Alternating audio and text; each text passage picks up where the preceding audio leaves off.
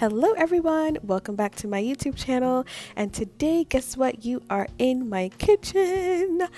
Yes, and so this is a shea butter recipe that I decided to actually try out for the first time, and I ended up filming it, and so I decided that I was going to show you all the beginning to the end. And so I'm going to run through the ingredients and then also how I actually achieved the end product, so stay tuned.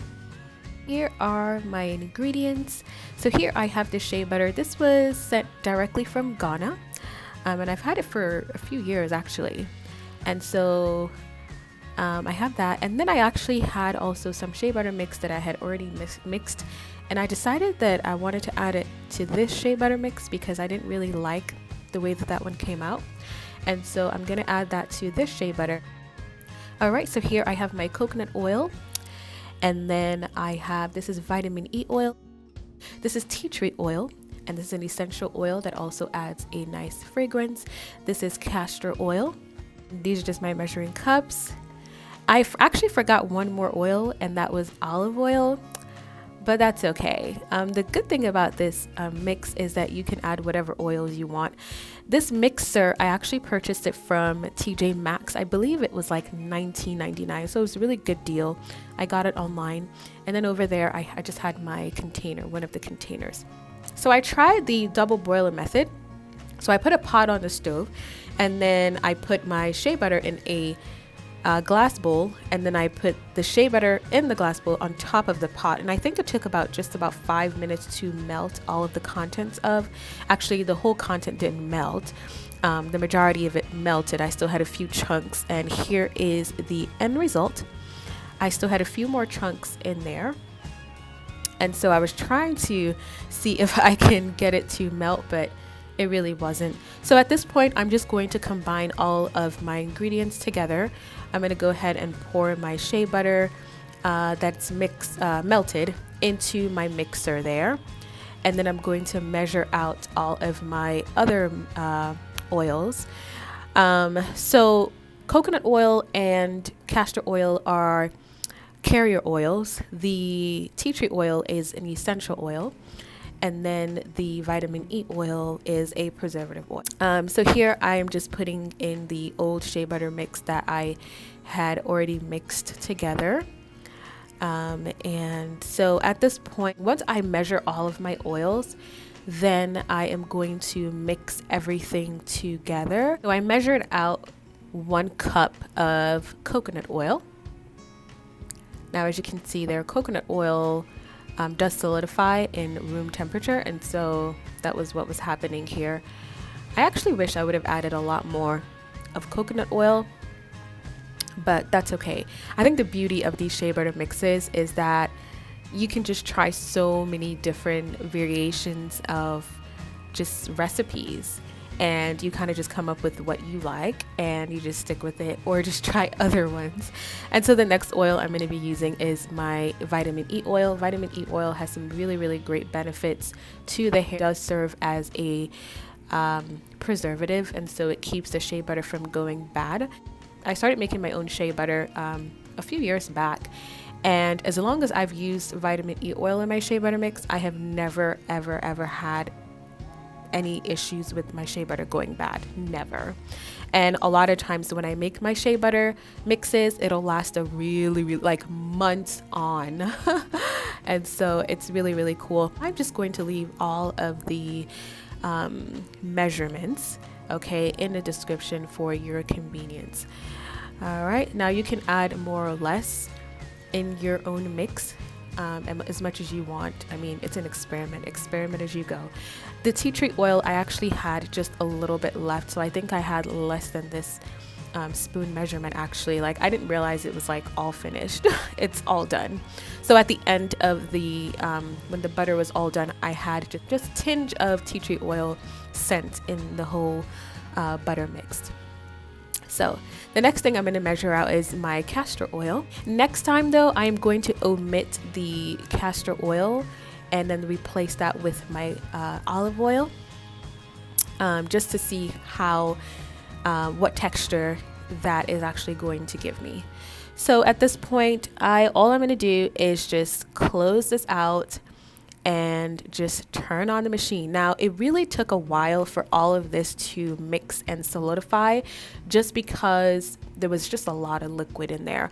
Now, I've watched some YouTube videos and some people will actually stick it in the freezer for like 30 minutes to an hour just so that it solidifies, but I didn't do that. I just went ahead and just whipped everything together.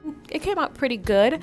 It did take a really, really long time for it to get to that stage of, you know, that buttery stage, but eventually it got there. It had whipped for a while. I had to change the speed on several occasions. Here, I just wanted to show like the texture. See, as you can see, I mean, the texture really changed, which to me was very miraculous, because as I was doing this, I didn't know what would happen. So I was really excited to see that it was really actually coming together as a butter consistency. So that was really cool. And eventually I did get that really nice, smooth butter consistency. I have to say that what I really did like about this recipe is that it came out really, really light. Like, the butter is very light. Even after I dished it into my containers, like, the containers felt so light. It was fluffy, and then also it was very moisturizing to the skin, very, very moisturizing to the skin. It wasn't overly oily. It just provided the right amount of coating and moisturization to the skin, and look at that texture. It just came out really, really well.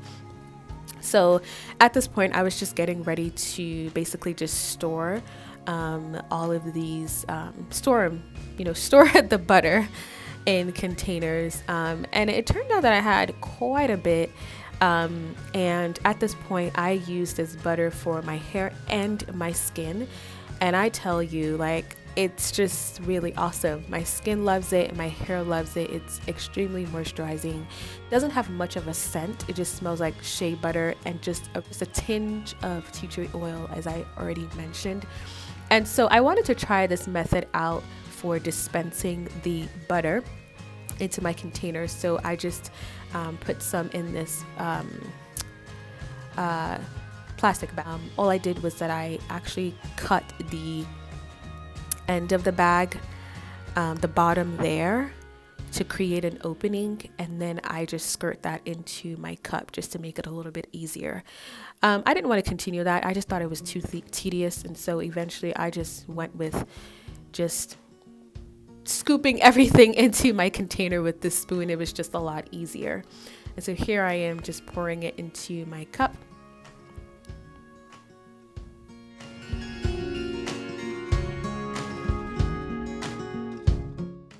All right, so I wanted to test it out to show you all how moisturizing it really is. And so I just applied a little bit to my skin. And as you can see, it just gives the skin this beautiful glow. And I just got a little bit back here, so I'm just gonna smear that in. And as you can see, it just gives the skin a beautiful glow. And so at this point, I literally went on a hunt for containers because the amount of butter that I got was really unexpected. And so I was just looking for any and everything that can really contain this butter. And so this was my old coconut oil bottle. And then I just went ahead and just like put the butter in there. I think in the future I'll probably buy some nice containers that I can really put them in. And so this is the end result. And so when it actually got time to settle, it did get just slightly I don't want to say hard, but it was a little bit, it wasn't as fluffy as it had been when I first made it. And so that was interesting.